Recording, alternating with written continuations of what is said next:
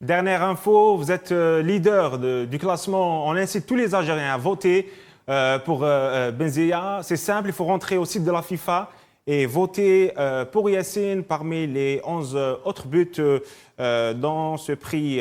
On va parler un peu de la sélection. Yacine, vous avez volé la vedette depuis votre retour en équipe nationale.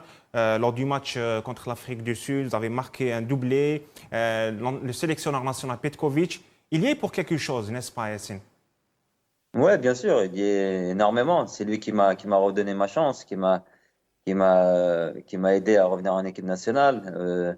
Donc forcément, si je gagne ce prix-là, ce sera aussi grâce à lui, le staff, mes coéquipiers, la fédération qui m'a refait confiance, le président de la fédération, tout le monde.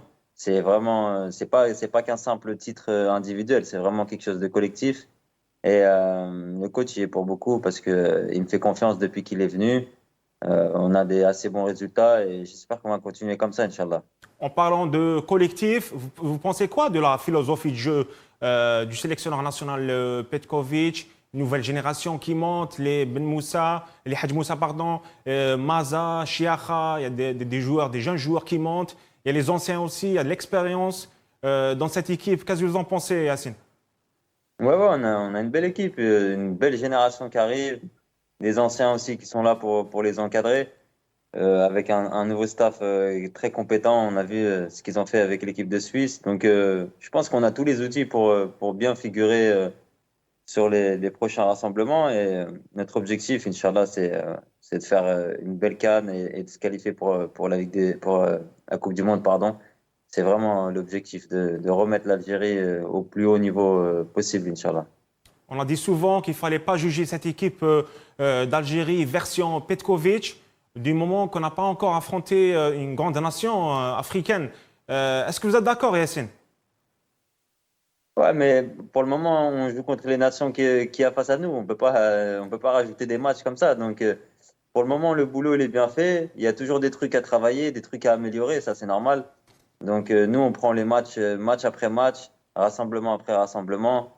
Et forcément, nous aussi, on a envie de jouer contre les meilleures équipes, se confronter face aux meilleures pour voir où on en est. Mais ça va venir petit à petit, Inch'Allah.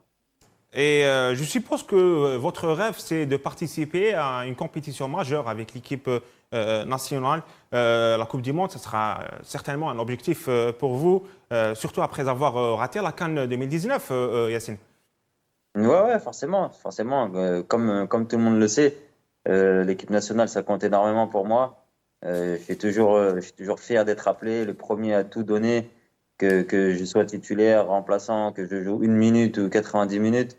Quand je suis appelé pour porter le maillot de l'équipe nationale, c'est toujours avec fierté et ambition. Donc forcément, ça compte pour moi de jouer une grande compétition. Là, il y a la CAN qui va arriver bientôt et Inch'Allah, on espère se qualifier pour la Coupe du Monde. Donc forcément, j'aspire à être dans ce groupe-là, Inch'Allah. Justement, vous êtes resté 5 ans loin de l'équipe nationale. Comment vous avez vécu cette période? C'était difficile pour vous. Votre nom ne figurait pas dans la sélection, dans la liste pour 5 ans. C'était difficile, n'est-ce pas, Yassine? Ouais, ouais, c'est dur, hein. Après, j'ai eu des périodes où j'étais blessé, où j'étais pas apte à être appelé, forcément. Mais il y a eu des périodes où je pensais mériter avoir ma chance. Après, c'est le destin, comme on le sait. Moi, je suis quelqu'un de très croyant. C'est le mektoub qui est comme ça. Donc, j'essaie de rester positif toujours et de travailler durement pour mériter ma place et pouvoir apporter quelque chose à mon pays. Restons